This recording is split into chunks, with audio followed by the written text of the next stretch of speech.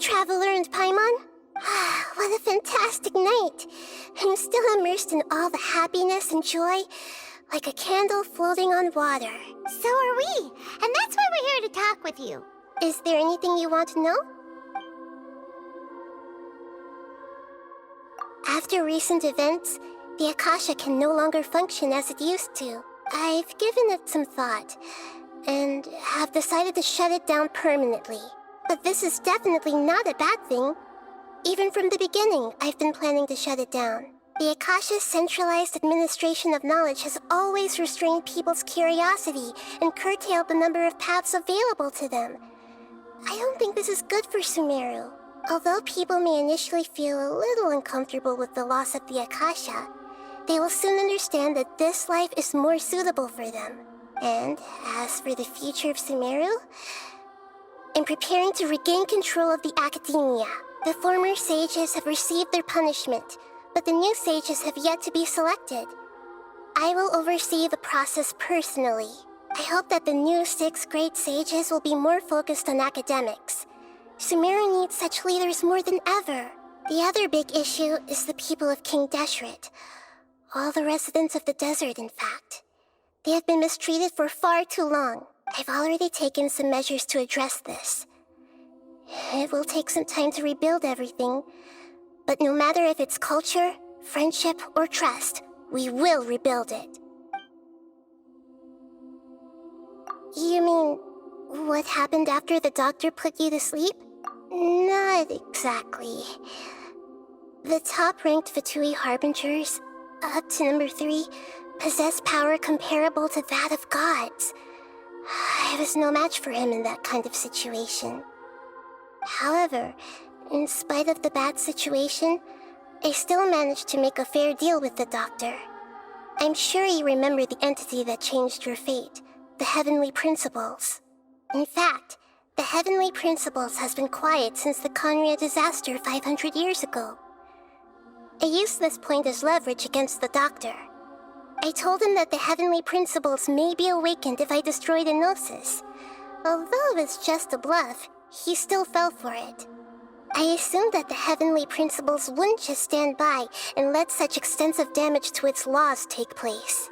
And as for what I exchanged for the Gnosis, the exchange served as both punishment for the doctor, as well as a boon of new knowledge that I couldn't refuse as the God of Wisdom. He's still in a coma.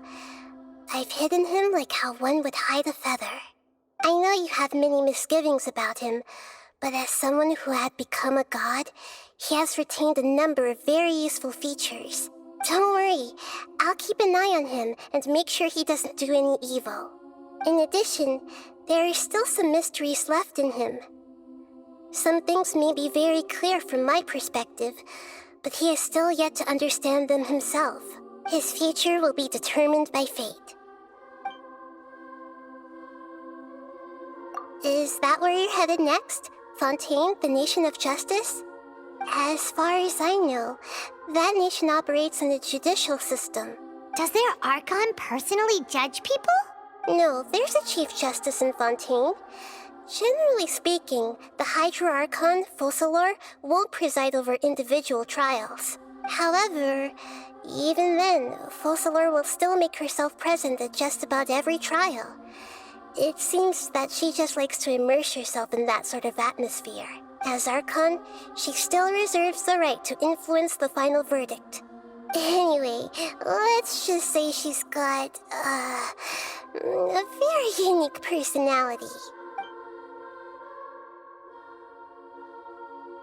Are you sure? Isn't there something else you haven't asked about yet? Huh? You mean... About your brother. While you were resting at Gandharvaville, I took some time to perform an Irminsul search for information on your brother. Yeah! Isn't Irminsul a repository for all the information and memories of Tevat? So there shouldn't be anything on her or her brother. This is true in your case. Irminsul indeed does not have any information on you. However, there must be something different about your brother. Because, as it turns out, the world has recorded information on him after all. What? There's only one possible explanation. He belongs to this world.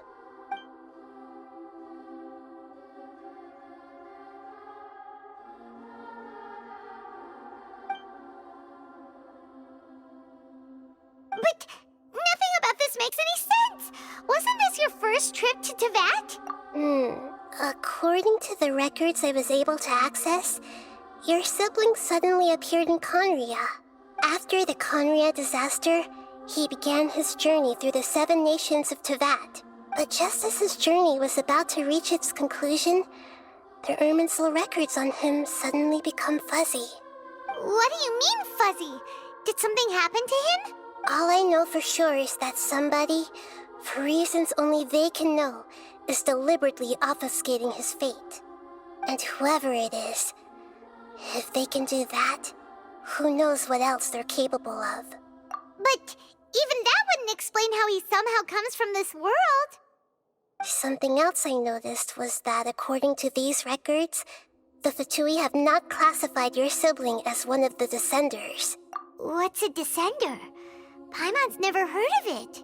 Look, I'm sure you must be curious about the information I received from the Fatui in return for my gnosis, right? A very important part of the intel was about this world's Descenders.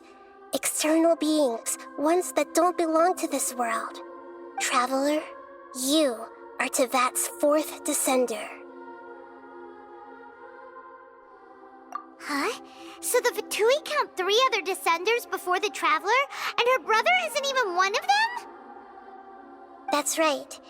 My current hypothesis is that the first Descender was likely what we now call the Heavenly Principles. As for the other Descenders, I still need to verify their existence. It could take me some time. Paimon's head's about to burst from all this crazy new information. And yet, even knowing all this, I'm sure you must still have a lot of unanswered questions. I must say, I truly regret that I can't help you more as the God of Wisdom. There are many questions in my heart as well. I will need some time to go through each one of them. And soon, you'll also begin your journey anew and depart from Sumeru. I'm very interested in your future. It's a journey that can't be observed or recorded by this world. If fate is the ultimate knowledge, then your future will be the ultimate fate. Paimon's sure glad we got to meet you, Nahida. The pleasure is all mine. I can't thank you enough. Alright, that's enough talk for today. If you ever miss me, just close your eyes, and maybe I'll appear in your dreams.